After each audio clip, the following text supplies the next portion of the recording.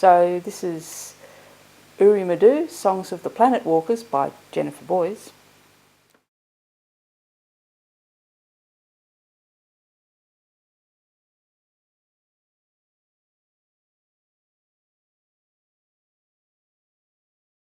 And this is a chapter called The Lahar.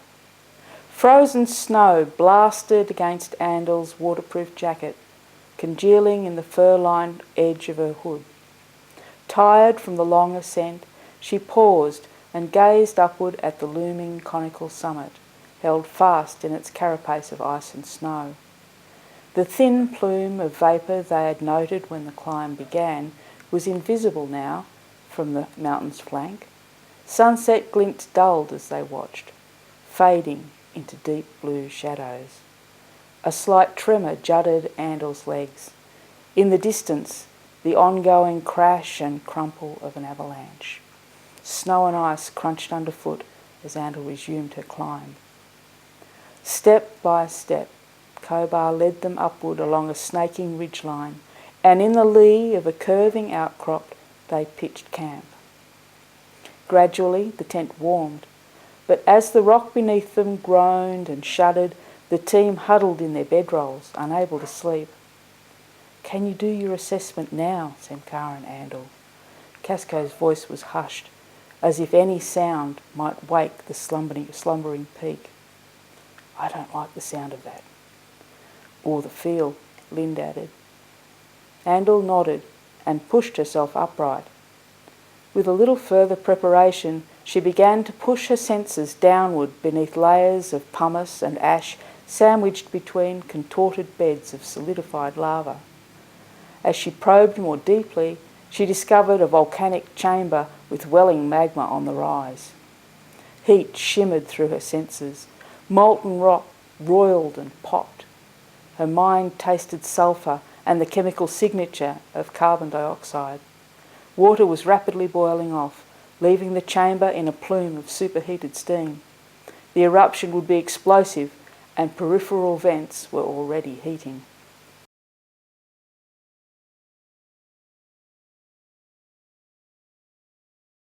When she returned to herself, 3 sets of eyes fixed on hers.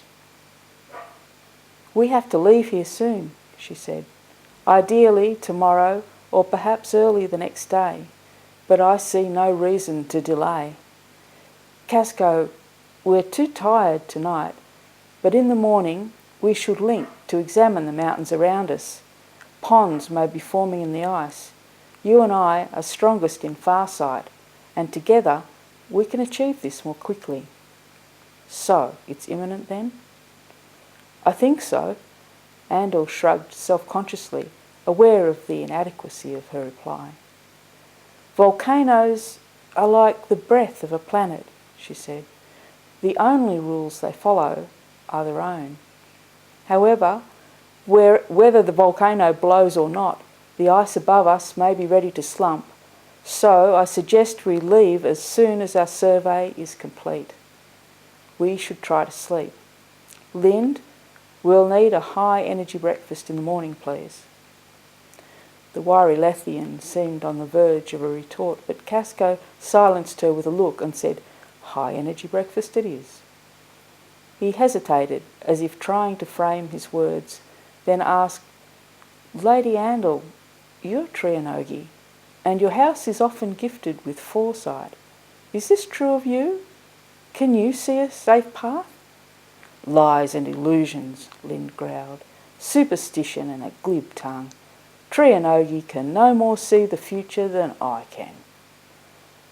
"That's not true," Andal replied. The insult made her voice sharp. "My mother is a gifted foreteller, but she can't choose what she sees, only as the breath allows." "Convenient." "Lind, that's enough." "Why do you dislike me so?" Andal cried. "I've done nothing to you." "We're all tired, Lady Andal," Casco said. He opened his palms. "If you do see something, would you please let us know?" "Of course," she answered, proud of the steady calm she projected once more. But on the inside, Her heart still beat high in her chest. She took steady breaths and hoped her hands would stop shaking before they noticed. Casco glared at Lind. "You and Cobar take down the tent after breakfast. Be ready to leave as soon as we've done with the survey." Cobar nodded and, without a word, rolled over and returned to sleep. Casco and Lind soon followed suit, but Andal stayed wide awake, listening to the mountain for long into the night. Her hand strayed to her brother's gift, and when at last she dreamed, it was of a strange mishmash of fiery rings and a baby, her baby, hidden and crying in the darkness.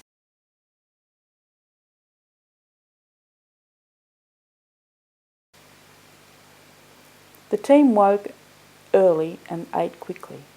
As soon as they were finished, Andal asked Casco to join her outside the tent. She held out her hand. "Take it, Casco. It will make our meeting easier." Andal closed her eyes and waited. Casco hesitated. It was not that he was afraid, but to touch someone skin to skin, to invite them into your inner self, these were privileges he had granted few. "Come," she smiled. "I won't bite, I promise." Her hand felt very small in his, fine-textured and sensitive. He let his mind flow through into hers. Her inner thoughts were well screened, and he steered clear, not sure how close he could come without causing offence. The only archangel he had ever worked with like this was Huldar. He returned her smile and tried to relax. As their minds swirled together, he quickly recognised that her ability for farsight vastly outstripped Huldar's and made even his own seem very workaday. "Your power," he said. "Are you sure this isn't Zikara? Why didn't you say something before?" "It's not much, really," she said. "Like all abilities, it's strengthened with use. But I'm usually looking downward into rock, not searching out terrain. This is new for me, and with your help I think I might enjoy it. A bit like flying must be, if I had wings." "Well, I'll let you direct my vision." As they set about their survey, Casco was sure he would never look at simple rocks in the same light again. "I'm used to finding paths," he said. "I really don't understand all these geological things you're seeing. All a bit beyond my simple mind." She squeezed his hand again. "I don't believe that for a moment, Casco. You have a fine mind. Our talents are different, that's all." He paused for a moment to digest this. It was difficult to lie when inner veils were relaxed, so she admired him? Now it was his turn to blush. After some time wandering, she directed his attention to the southern face of an alpine peak.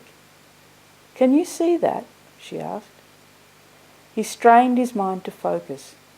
"Yes, I think so." A dark space amid the shadows of a snow-covered hillside revealed itself to be a cavern of some sort. "What is it?" "See the shape?" she said. "It's the entrance to an ancient lava tunnel. There's quite a few of them scattered about. Must be a bit like honeycomb in there." Casco blinked. Part of him could still see Cobar and Lind. Their campsite had been dismantled, and they sat in the shelter of the snaking ridgeline, waiting. Andal stood beside him, holding his hand for ease of connection. With the other hand she pointed as if it would help him see, although the space they were looking at, the lava tunnel, was behind the ranges to the south. "Interesting," Casco said, "but I think we should get back." He shared an image of the ponds they had found in the mountains around them, a growing volume of meltwater held back by ice dams. Small tremors were becoming more frequent. At any moment a dam might shatter. The resultant surge could create a knock-on effect and trigger a deluge through the gullies and ravines about them. He had scouted a return path of high ground and ridges, but danger would increase as they descended toward the plain. They would not be completely safe until they were back at base camp, 2 full days away. "I'll forget where it was," Andal protested. "A shame," Casco agreed. "Have you seen enough?" "Yes." "Well, no," she smiled. "There can never be enough." This was something Huldar might have said, and Casco returned her smile. He sensed in her a fierce exultation and a longing to know, but despite this, she was ready to take his advice. The self-contained Trianogi was different to any other diviner they'd had on the team, more present, but her spirit somehow more elusive. He laughed to himself. Maybe Duvat Gok had actually done them a favour. They relinquished their farsight, and he let go of her hand. The ground rumbled again. Fresh snowflakes caught on Andal's lashes as her gaze turned eastward toward a distant ice dam. From where they stood, it appeared to be no more than another bluish-white ridgeline. "So you're back," Lind said. "About time. The tremors are getting worse." "Casco, could you show Kobar the path we've scouted?" she said.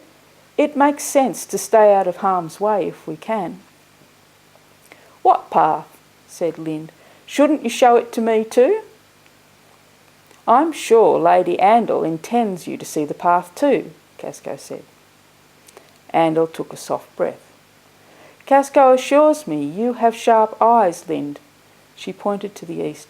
"Watch that ridge for us, please. There's water behind it. If you see any changes, let us know immediately." Casco saw Lind's eyes roll disdainfully. "I can't walk and watch," she said. "The path is too rough." "Try, please," he said. "I'll be watching too," Andal said, "but Casco and Kobar will be occupied with guiding us down." "I don't care whether you like her or not," Casco said to Lind's mind alone. "Do as she says." Lind didn't answer. "Come on, Kobar."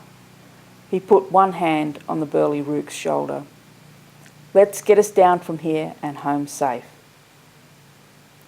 They followed the ridge tops, winding gradually downward until they came to a steep-sided gully.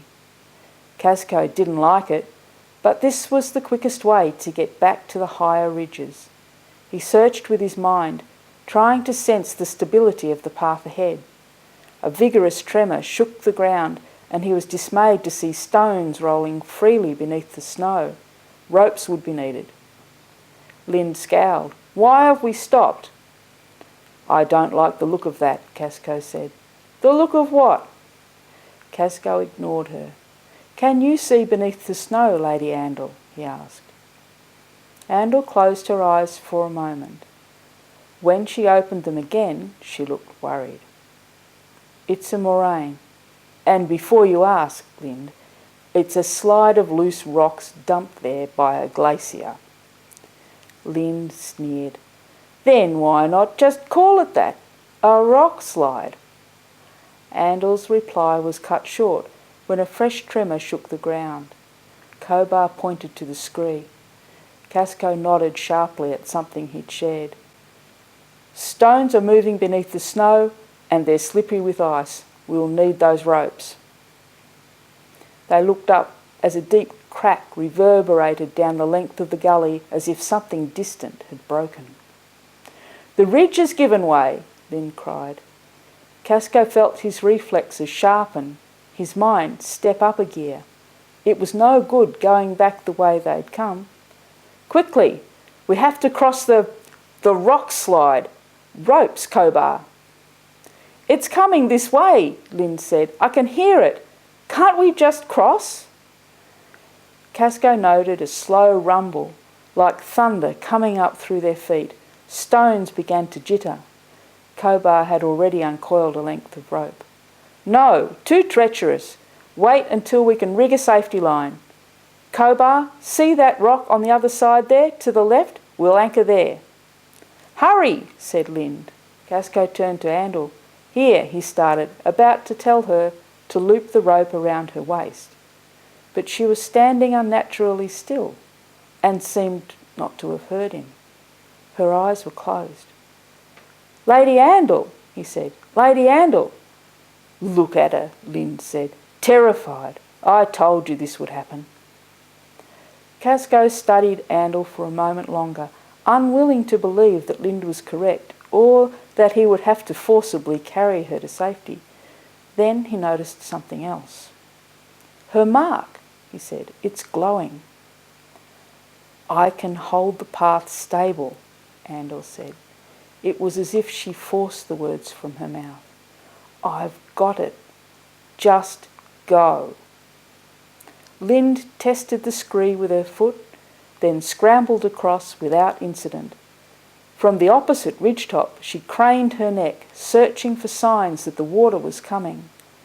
Kobar followed, then paused on the other side, waiting for Casco and Andal. The rumble became a low roar, filling their ears. Casco hesitated. "What about you?" he said to Andal. "Throw me the rope," Andal muttered. The formation of words seemed difficult for her. "Now go."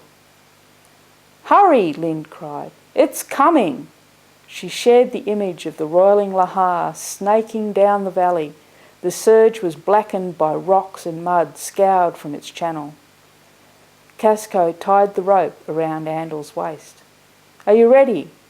She squeezed her eyes more tightly shut. "Go," she breathed. "Just go." He paid out the rope as he ran. When he reached solid rock, he turned. "Now!" he cried.